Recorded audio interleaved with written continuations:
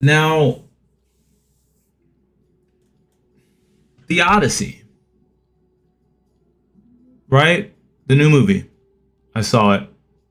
But before we speak about the Odyssey, we must speak about me and my perceptions and what I've known about the Odyssey before the movie, right? So I know that the story is about Odysseus. I know that. I know that he's a survivalist kind of dude. From school, back in school, I don't know if it was arts or historic arts or something. They showed a very old ass movie, and I think the movie might have been even in white and black. I'm not sure, but I fell asleep on that multiple times. Super uninterested in whatever the Odyssey was or is. I was like, okay, yeah, Odysseus, woohoo. I think they made us read a book, and I probably didn't read the book either in school. I'm talking high school, way back, ages ago, back in the, I'm back in the back in the times, in the oldem days. But so when the Odyssey came out, I was just like, people, you have to remember that's what I know. That's like the data I'm going off of. I'm going off of 3 different media depictures. So that's the first one that like I actually seen bits and pieces of the movie, and I just like, like this is not, I'm not liking this. I don't care about this dude or the story or anything like that. The next 2, I have played God of War, the 2018 version, and I played the 2023 Ragnarok. I played that. I played and beat the 2018. I did not completely finish the God of War Ragnarok. So there's some Greek mythology in there as well, some data, but not a lot on Odysseus. There's just some general like Zeus is this way, and Poseidon is this way, and so I learned a little bit about that. Also, I'd say the most of my data from Greek mythology comes from the Hades franchise. The Hades 1 and Hades 2. I played Hades 1. Let's pull up my Steam, right? We got the stats. H for Hades. Boom! I played Hades 1, 190 hours. It says 186.6, but we're going to call it 190. And I played this one 135. Hades 2. So I've got, what is that? 400? Wait, can I do math? 190 plus 130 is 340, right? I think 190, 130. My brain can't do math right now. This 3 something. My brain can't handle that right now. I don't know why. Normally I'm alright with math, but not right now. But yeah, I have 300 plus hours in Hades content, and this game is fun to play, but the thing that incentivizes you to play this game is that the characters that you interact with say different things every single time. Now, this is Greek mythology. Hades is a fictional, this character is a fictional character right here, but outside of him, a lot of the Greek mythology is the same as, I don't know, it was originally written, so outside of this character that the story somewhat revolves around. So that was interesting. Now, the reason I bring Hades up is because in Hades 2, you play as this character. This is Melanoe. Melanoe is a student of Hecate and Odysseus. Now we're cooking. So I played this. This came out last year, right? This came out last year, and I played a lot of it. I really loved it. It was really fun, and you do interact with Odysseus a lot, and it's because he's the person that taught you. And as Melanoe is trying to figure out how to be stronger and accomplish, and defeat the people that you have to defeat in the gameplay, Odysseus typically has some sort of advice or some sort of old story to tell you. He's just kind of like a smooth character that like seems like seems like a bit of a mystery and has done a lot, and it's because Odysseus has done a lot and interacted with a lot of people. Also in this game they have Polyphemus the Cyclops. They have the Greek gods. They have Zeus, Poseidon, Athena, and more. They also have Circe. They have Circe in this as well. They have Scylla. You're hearing Scylla actually. If you're hearing Scylla actually, and the Charybdis is in this as well as enemies to fight. So that's all my data. That's all I got to really go off. So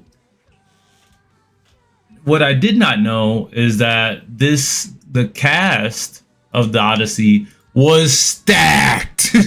The cast of the Odyssey was stacked, bro.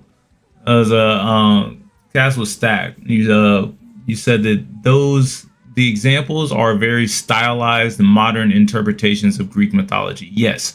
So all of my data is my data for the Odyssey before was from stylized modern interpretations of Greek mythology. So I know there's a lot of people that, are fans of Greek mythology, and a lot of people know the books and know a bunch of other stories and stuff. I did not. My girlfriend is actually one of those people. So when we were in the theater, if there were any like small things I was hyper confused on, I'd like whisper to her, I'd be like, "Hey, who is that? Blah blah blah blah blah." It's like, "Oh, that's Calypso." Blah blah blah. Oh, I'm like, "Oh, okay, cool." Like, so she was assisting a little bit while I was watching the movie. The next thing we're gonna fucking talk about is this IMAX situation. There are effectively 25 IMAX theaters. This movie was apparently made for you to watch it in 70 mm. I'm gonna guess that's millimeters. Could be micrometers or mini min or micro min. No clue. No, I'm just messing. But it was designed to be watched in that way, and you can only do that at an IMAX theater. There are 25 in America, and one of them is in Indianapolis. So my buddy, my really cool buddy and Power Ranger cool nerd was like, "You gotta go watch this movie, man. This movie's so good." And I'm just like, it's the Odyssey. Remember what I was thinking of Odysseus? I care about this. So who the fuck, Odyssey? Nah, I don't like whatever. But like, fuck it. Like he was excited, and I trust his taste. I trust his taste in art, and content. So I was like, okay, whatever. We'll give it a shot. And so it took a little while for us to go because I tried to look it up. And if you try and look this movie up, which I will try and do it, IMAX Odyssey tickets, right? Check this out. I could show you very quickly, very easily that you are not going to be able to watch this movie in my city, which my city is not super big impact, right? Keep in mind, this is the IMAX. The IMAX at the top. This is Tuesday. This is Wednesday. You see these blacked out times? That means they're fully booked. Now, this movie came out a while ago. Look at this. I'm still going. We are now on August 11th. We're now on August 15th. Ooh, there's a 10:15.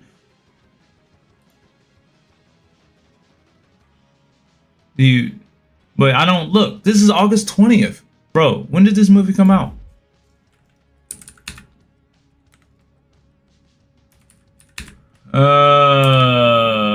Release date. When did this come out? July 16th.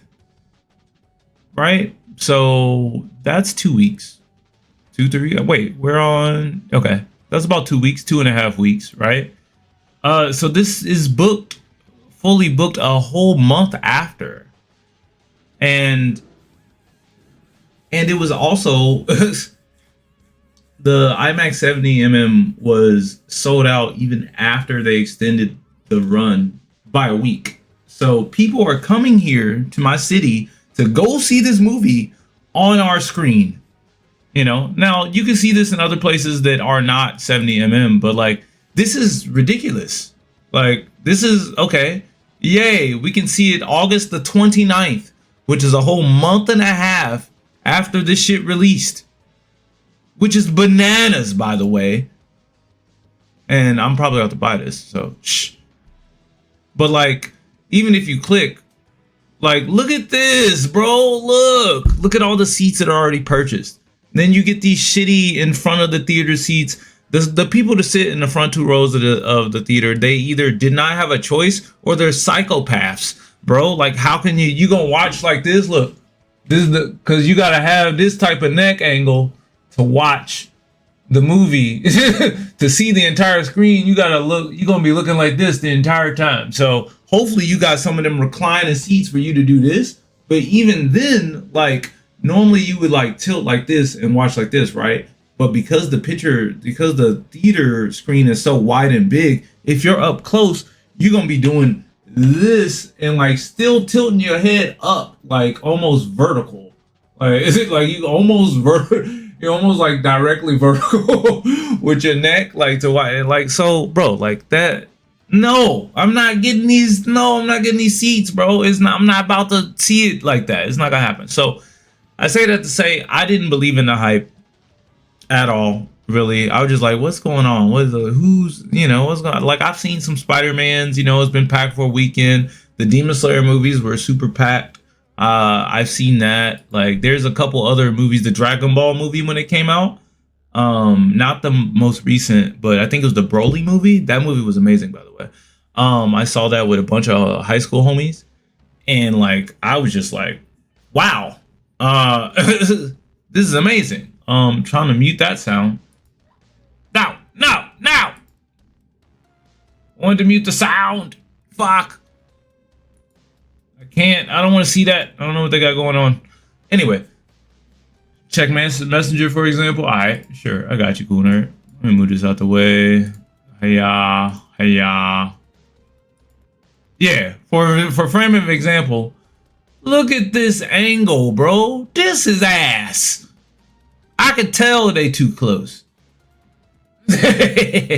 Bro, I'm not watching a movie like that. It's not that deep. But anyway, thanks for the pick, cool nerd.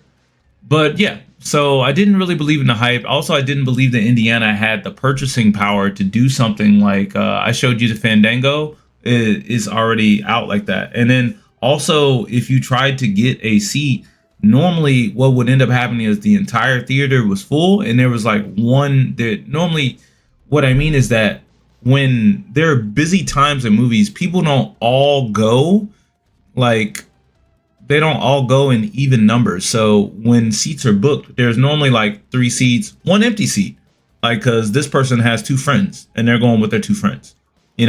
Obviously there's a bunch of couples that'll go, married couples, relationships, stuff like that. And there's homies and homette groups, homies and homette that have odd numbers. What happens if you have 5? What happens if you have 7? What happens if you have 3 again? Like, there are empty seats normally just littered around. No, that did not happen. So crazy, I know.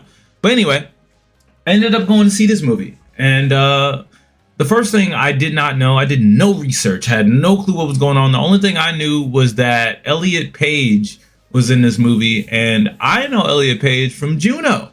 I actually love Juno. I'm a big fan of Juno. Why? I have no clue. It was kind of a strange movie. I'd never seen a movie like that, and I just liked it. Even the little goofy like folk country song at the end that I don't exactly remember like the words to, but like, I just enjoyed the vibe of the movie. I didn't have anybody, there was no connection for me to make with the movie. I just enjoyed it. It's normally not my cup of tea. I'm a violent, action-y guy, so like, that didn't make sense either. I'm a comedy guy. It didn't make sense either. Like, it was just an off-the-wall movie. So I've always remembered Elliot Page from that role. Now, Elliot Page has transitioned, and I've watched a little bit because I was a fan from Juno. And I know that stuff is really tough. And now that I have someone in my life that I know transitioned, I am sensitive to it. I'm not going to bite anybody's head off. if they have crazy thoughts about it. I just want people to think about it logically. You know, if somebody's in their body and they don't, you know, feel like they are what their body parts indicate, then that's them. Let them live their life. Relax, bro. It's not that deep. You're not getting smashed by them. You're not really dealing with them like that. Let them live. Anyway, yeah. So this cast was stacked, bro. I had no clue what I was getting into. So the first voice you hear, I thought was possibly Rihanna's husband or whatever, A$AP Rocky. And I was like, that kind of sounded a little bit like A$AP, a little bit. But it was not. It was Travis Scott. Straight up. It's lit. You know, Mr. Astro World himself. You know, so that's the first voice you hear. And I was like, oh, okay, black man, okay. I like that. But yeah, so you see that. Now, also, I had no clue that Tom Holland was in this. I was like, wait, what? Tom Holland? So you see him, the first scene, you hear Travis Scott speaking, and hear Travis Scott speaking, and they go, oh shit, I had no clue Charlize Theron. Who the fuck was she in this? What? Who is she in this? Oh, she's Calypso. Duh. I was like, damn, she looks familiar. Oh, I didn't even piece that together. You know, she does when you go to AMC and she does you know, this is a good place to see a movie. Somehow heartbreak feels good in here. And it makes me laugh because like, I'm like, this is like, it's kind of goofy, but like I get it, you know, at advertisement promo or whatever. Some sort of check is being signed by her doing that. So get your money, girl. But like it's like the AMC national anthem. So like I'm not like a super huge like Charlize Theron fan, but like I like, you know, I've liked her in some of the movies I've seen. So like I just thought that was funny.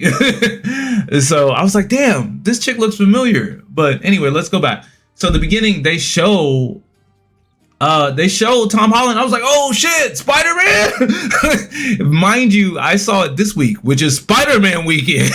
So I'm like, Spider-Man? Oh shit. So they show you Spider-Man.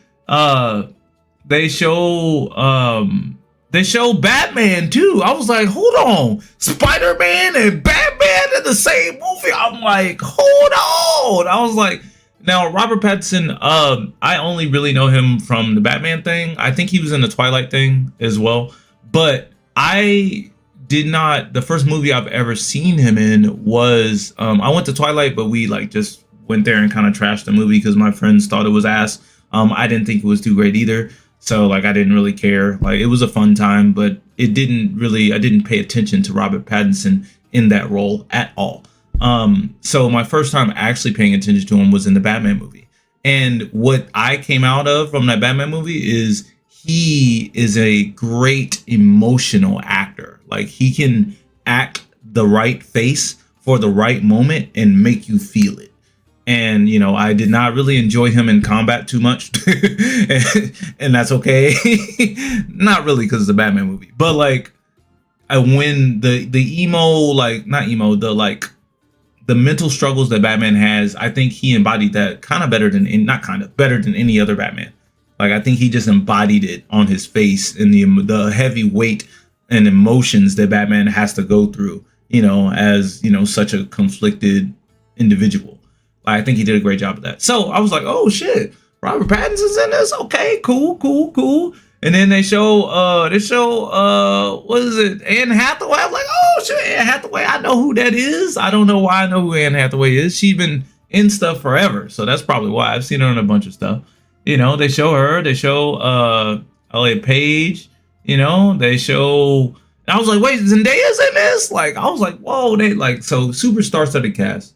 And you know, superstar started cast. So yeah, I was impressed at the cast, honestly.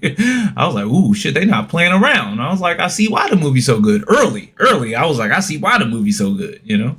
And so there's this guy, Corey Hawkins. I've seen this dude on other things, but I don't really remember what. Oh yeah, Lupita Nyong'o is in this as well. Like there's a lot of big names. Now, It took me a little while. I'll be a little embarrassed to say that it took me maybe 20 to 30 minutes to realize that Odysseus was Matt Damon, because I haven't seen Matt Damon since Matt Damon had brown hair. So like I was like, oh shit, I think that's Matt Damon. Like I whispered, like I was thinking, damn, this dude looks familiar. I gotta know who he is. Cause like I was thinking this, right? And I was like, dang, I gotta know who it is, right? And then like my brain was like, oh, that's Matt Damon, or whatever. And I whispered it to my lady, and it was like, Melody, that's Matt Damon. She's like, yeah. And I'm like, yes, all white guys don't look alike. It's a joke. Clearly it's a joke. But yeah. Like Matt Damon. Also one of my favorite, this guy is pretty much my favorite white actor right now, John Bernthal. The Punisher is in this. I had no clue. I was like, this is basically the Spider-Man movie, bro. Where's my guy Gustav, bro? Charlie Cox. Where's my guy Gustav Charlie Cox at? I don't know how he didn't get in here. They just, hiring all these good ass actors. But anyway. So yeah. So the movie goes, and the movie has like a really good, like, otherworldly tone to it. And it just showcases the world as being like serious, and you kind of feel that in the beginning of the movie. You feel the serious tone of the movie and like the weight of some of the decisions that end up happening. I'm not gonna go through like what happens in the movie very much. I'm not gonna go through what happens in the movie very much, not because I don't want to spoil it, just because I'm just gonna highlight a few separate points, so but yeah, I really enjoyed the way that the presentation of the movie was. The music in the movie was very supportive. And this is one thing that I always pay attention to. I always pay attention to music because I'm a super music head. But I loved that the music did not really outshine the movie, like did not outshine the acting in the movie really at all. There are no songs that I really cared about, or that I was thinking, oh man, I got to look that up. I got to check out the soundtrack. It was just amazing, supportive, orchestral and drums in the background. And like, it did not like really steal the show for me. And I appreciate that actually for this movie. So I got to learn a decent amount about Odysseus, and I got to learn about Zeus's law. I didn't know there was a Zeus's law at all. What else did I get to learn about? So I said that Circe, I already knew what Circe did because of this game, Hades 2. Because of Hades 2, they show her hanging out with pigs and stuff. And she's a witch, and she brings up some of the stuff that she did. So she brings up some of the stuff she did. So like I was I was pleasantly surprised that she was in the thing. I mean, that she was in the movie. And I figured that she was gonna do something, she was gonna make somebody into a pig, but I didn't know it was Circe, right? I did not know it was Circe. So what ended up happening was I was like, oh, that's Circe. And like Melody nodded because Melody likes a lot of witchy characters. So she already was suspecting that as well. You love not only just how the music sounded, but how it's used in the context of the story as well. Yes, it did feel like that they were very intentionally placing music in very specific parts. And I also noticed that to a degree as well. There are people going to see this movie multiple times. This was a double date opportunity with me, my lady, Cool Nerd, and his lady. And they were seeing it the second time. I think his lady's seen it a third time. This was the third time. So, and it's because there are things that you can miss in this movie. And it's very clear to me that on the first watch, you might be hyper focused on like the visuals, the acting, and the words, like the base things in your face. But there are bits and pieces, lots of bits and pieces like sprinkled through the movie where you can miss interpretations, you can miss audio cues, you can miss um, reasons why things were done, you know, reason as a whole. So none of that pig transformation was CGI. Yeah, I heard somebody say that the pig transformation stuff that Cersei did was not CGI. It was like some animatronic thing or whatever. And honestly, it looked amazing. I was very impressed with however they got that done. I'm assuming there's a lot of things that are done using computers, but apparently that not necessarily. But yeah. Let's see. Do I have anything to say about? I'm trying to think. Anything in particular? I think the most confusing part for me was because I did not know who Calypso was. Once the story got to Calypso, I was like, is this Scylla? I thought it was Scylla, but like it didn't make sense that it would be Scylla. And, you know, because Scylla is the sirens and the singing and stuff like that, you know, the clam, you know, with Charybdis near it. And I was just like, this isn't that character, but I was really confused about it. I was very much so confused about it. And I've been informed. I've been informed now. Now I know that Calypso is a minor deity and wanted to, you know, truly wanted to make Odysseus her immortal husband by feeding him these lotus flowers.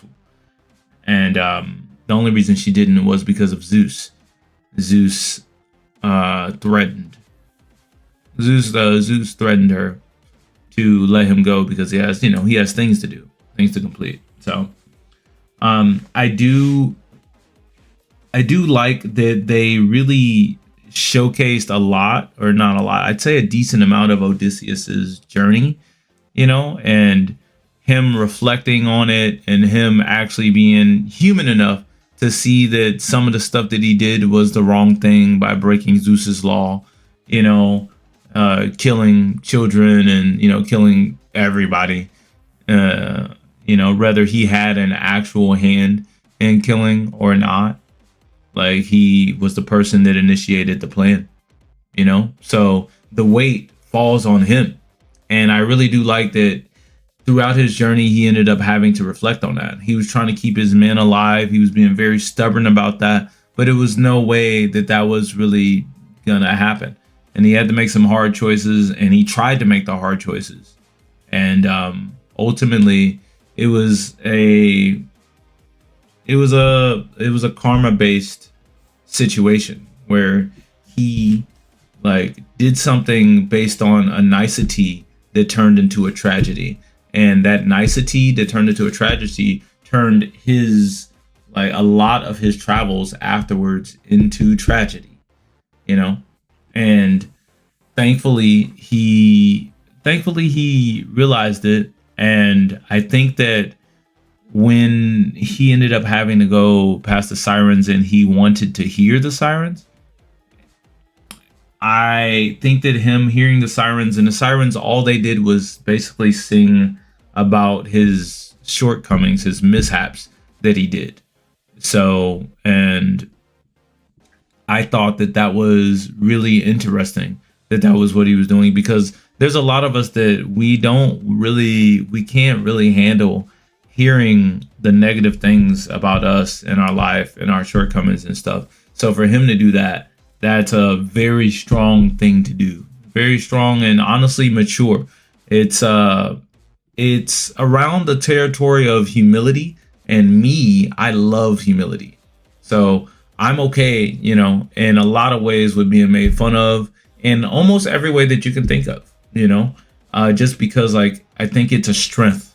I think it's a strength to have. If you cannot take,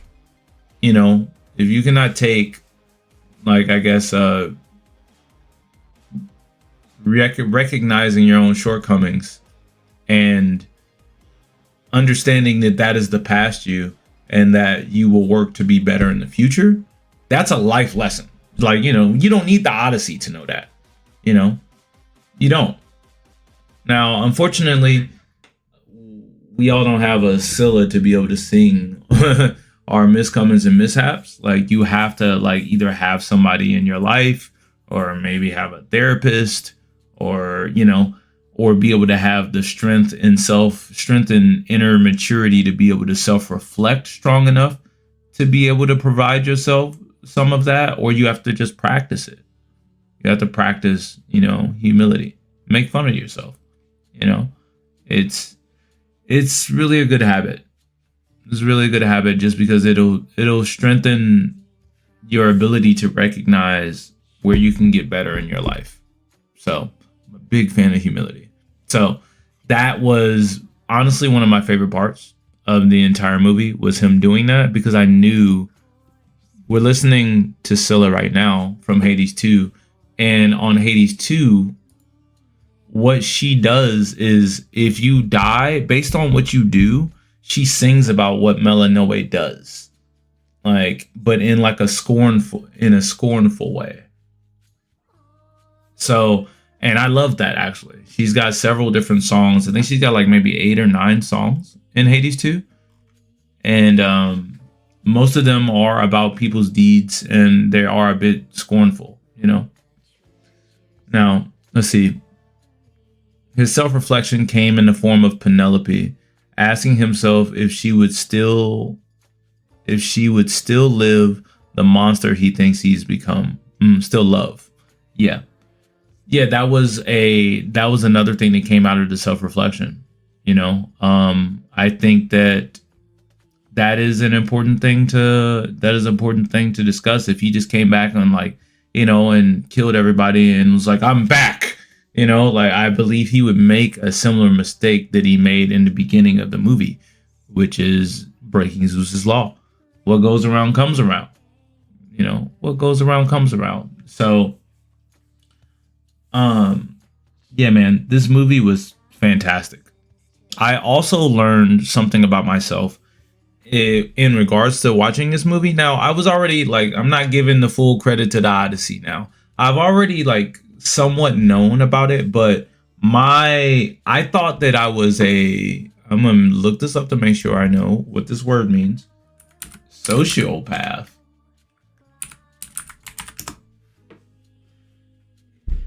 Antisocial personality disorder marked by a lack of empathy, a disregard of rules, and trouble feeling guilt. Yeah, this is me.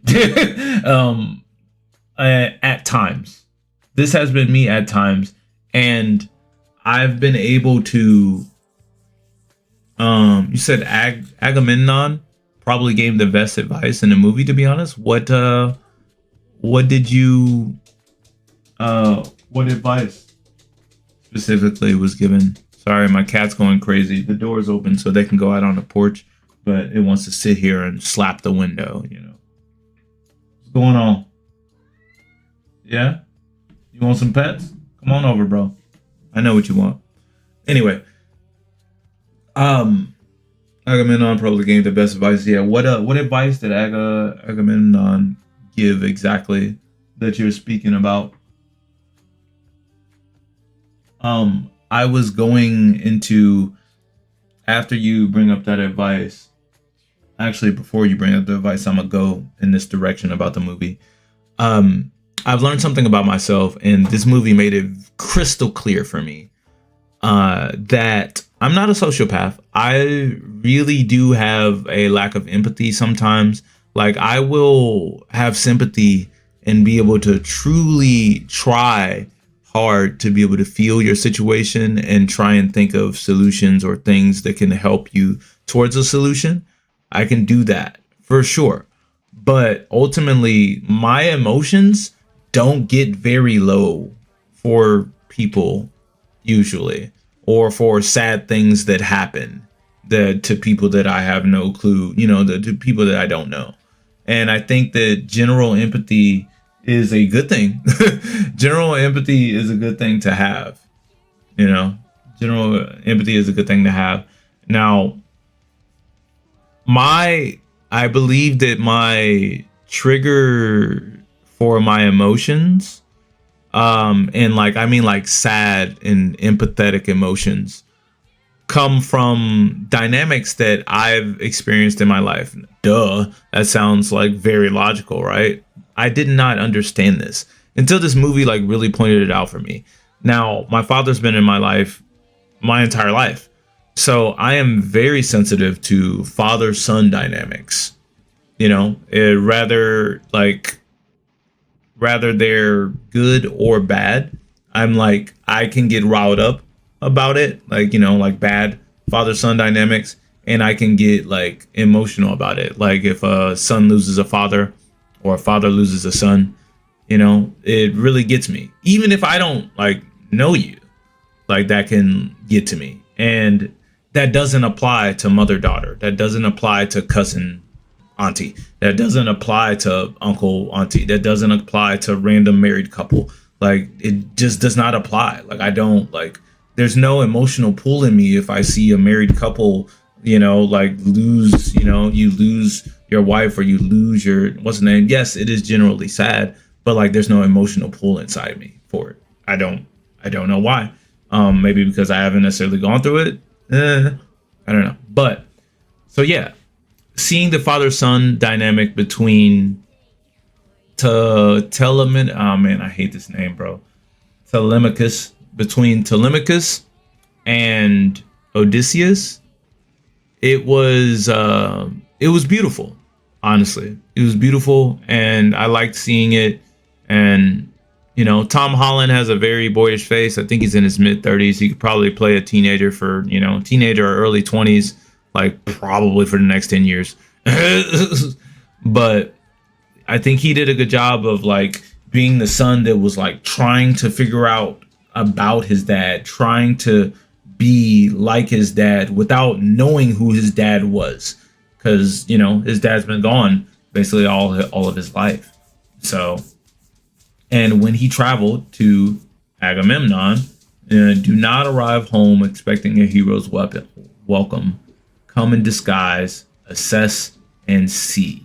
Oh, yeah, that's fire. I like that. I remember that. And I was like, I don't know who this dude is, but I like that. I like this dude, you know. Odysseus and Telemachus interactions was one of your favorite parts of the movie. Yes, that is a close second to the self-reflection of Odysseus listening to the siren song in pain. Close second is that. And honestly, there were, I think, two parts where there was one part. And the one part was when Odysseus finally made it back to his dog, and the dog, you know, and the dog, and Telemachus saw that and realized that this person that's been fighting by my side is not who they say they are. It's like, this is my dad. You're Odysseus. And it got me. I tried to resist it. You know how, like, I don't know if you're about to cry or tear up. I don't know if you've ever tried this, but I don't like to do it or whatever. I don't know why, I just don't. And like, so like you can like try and like, I think maybe hold your eyes open, maybe. It's either hold your eyes open or like raise your eyebrows. It's something that you can do that affects like the actual where the tears come from. I don't know. For me, it's like you have to hold your eyes open and like raise your eyebrows a bit, and like it'll like kind of like slow down the idea, because like as soon as you start blinking, that's like when the tears start coming down. But yeah, it got me with a tear. Like I wiped it on my eye and put my finger over to my lady so she could, as she says, drink my tears, because she's silly and I miss her. But yeah, I think that father-son dynamics really get me, and male-friend dynamics. So, for instance, I don't know if anyone's ever seen Yu Yu Hakusho, but I believe on the first or second episode, Yusuke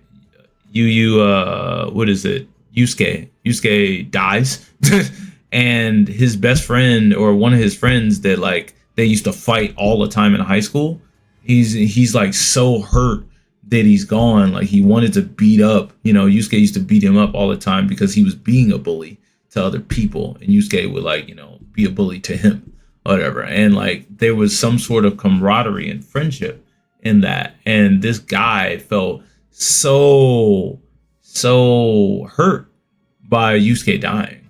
And like that type of stuff, because I experienced that in my life. I had a friend that was very close, and he passed a while ago, and but he was like 21. He was very young. He was very young.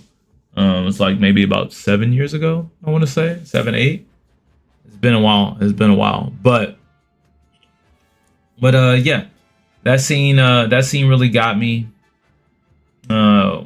And I feel like there was another scene that kind of got me too, but I can't truly recall which one that is at the moment.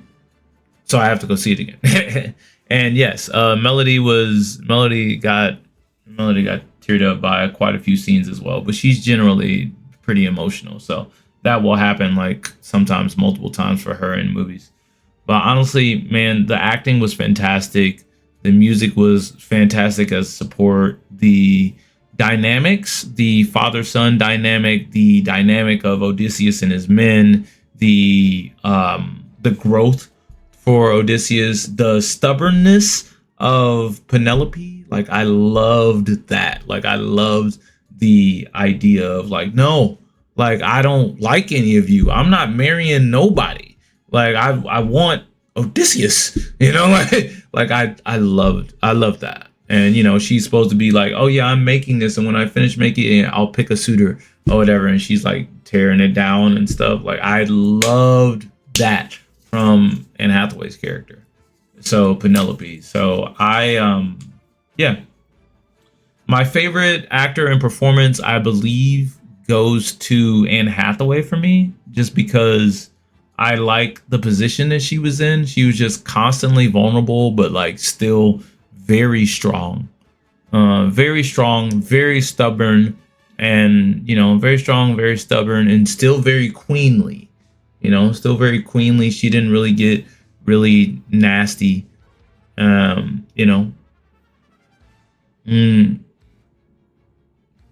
So, but yeah, I believe that Anne Hathaway's character ends up being my favorite. Travis Scott's character takes how the hell did you get in this movie for me? And I was like, congrats, bro, congrats. It was really dope seeing Elliot Page. Elliot Page had somewhat of a minor role, but I loved the role that Elliot Page had with Sinon. I thought it was really dope, and and so that was fantastic. I think Tom Holland did well, but it does not feel like something too far out of Tom Holland's range. So it just feels like he was a decent actor playing a character that is a little near some of his other characters. And when I say near, I don't mean like a superhero. I mean like the boyish guy trying to be a man and learning from others, or learning to end up being great. That's literally Spider-Man. It's literally, I don't want to say it's literally Nathan Drake, but like, he does a good job in that role. It was nice seeing Zendaya. Zendaya didn't really get to speak much in her roles, but she's a really good emotional actor. So you got to see the pain in her face for her, seeing Odysseus, realizing, the pain that he has caused and breaking Zeus's bars. So Pattinson was the villain, and I always knew that Pattinson would be a really good villain. My only problem with Pattinson being a villain in this is that I loathe villains that do not get their fucking hands dirty. Like I do not, like, I understand the need for henchmen and shit like that. He didn't get his hands dirty and do anything. Like he didn't, he was just like a sneaky guy that had followers, and like, I wanted, I like people to get their hands dirty, man. You got to Wilson Fisk that shit, bro. you got to Wilson Fisk that shit, bro. Like, I mean, maybe not Wilson Fisk because he goes crazy, but like, I like for people to get their hands, get in there. So Definitely leveled up from Spider-Man and then used that level for Spider-Man 4. He loved that you hated him and did a great job. Yeah. Yeah, I think he did a good job there, me hating him. My only problem is like what I said with villains. I don't like that. I think Matt Damon did a great job. Um, my only I guess somewhat small critique is that Nolan is good at I don't know who writes the scripts for Nolan, but Nolan is good at having what is it, phrases or sayings in movies that stick. And it did feel, because the entire movie, for the most part, Odysseus did not feel like a character that did that very much, right? And then near the end of the movie, after his self-reflection and stuff, it seemed like he was his script was designed for a few paragraphs or sayings to like stick, like how they have famous sayings in the Batman movies, and famous sayings in the in some of the other Nolan movies. So yeah, that was my only critique there, but that's not really Matt Damon's fault. That's more of the script. It just feels like there was some attempt, like it felt like it was trying to let's go with I'm pretty sure they'll be able to have one. Odyssey. I do not know how to spell the Odyssey, bro. Odyssey quotes. Talk to me, bro. Best quote from the Odyssey. Sing to me of the man, muse, and a twisted. Nah. Odyssey movie quotes. Talk to me, bro. Here we go. What you want most is no. This one, it was okay. I specifically at the back end of the movie when he was the beggar. This is one, yeah. So I started noticing after his self-reflection, he ended up becoming a Nolan character that like seemed to be. I don't think that he was trying to, but that's how it felt to me, because the whole movie didn't feel like that up until after the point of the self-reflection. So like this, what you want most is what you most can't have, and you most can't have is what you already had and lost. But like an attempt, like instead of just saying that, because most of the movie was him just saying lines that was necessary to be said. An attempt to make that bigger than what it is how they end up saying it. And I noticed it because I was like, like I noticed like it feels like an attempt to make it stick with the way that he was saying stuff, but it did not match with the first 75% of the movie, because there was none of that in the first 75% of the movie, in my opinion. But I could be wrong. I may end up seeing this again, so we'll see about that. Let's see what other ones. It was a delicious itch you want to scratch, but you find it under the skin and can't reach it. Okay, not that. I would really like to. Yeah, it's okay. I don't need to find some of the quotes in the back end of the movie. I'm pretty sure I will. Pretty sure I'll end up watching it again to figure out some stuff. Other than that, I don't really think I have much else to say. Yeah, I don't think I have much else to say. I don't think I'm a sociopath anymore, or I bounce between being a sociopath and not being a sociopath. I'm gonna guess. Whoops. Maybe, I don't know, but yeah, that's the Odyssey, baby. Yeah.